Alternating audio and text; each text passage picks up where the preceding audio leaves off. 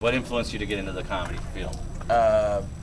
You know what? I like making people laugh, and I know it sounds cliche, but ever since I was real small, it's been that's been the one thing. And I say this, I'll tell you the story. It's a real quick one if I can wrap it up.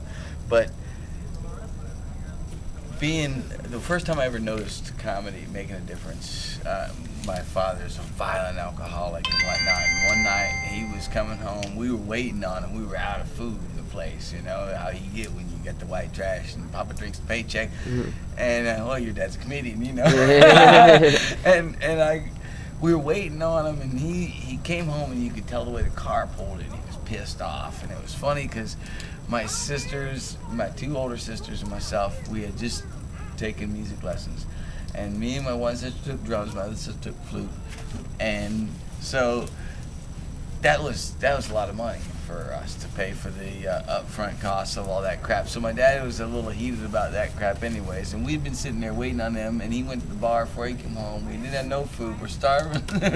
He pulls up pissed off, and he comes in the house, and he's like, "God damn it, I spend all this money on these instruments trying to get you guys some music, get you some culture, and what the hell do I see? I see a drumstick in the backseat of the car." And I said, "Is there any meat on it?" And it disarmed the whole situation. We ended up having pizza and Pepsis and the big bottles that we never got.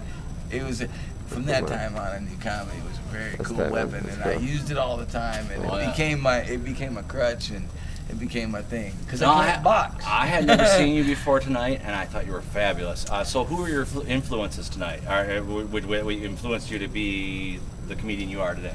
Influences? I'd say a lot of my peers, which are a lot of people that, most of the people who watch these things don't know. A lot of the people who are my influences. No, that's cool. I mean, my guys hanging out, Pablo Francisco, the guys I come up with, the guys we started off together, the guys like that.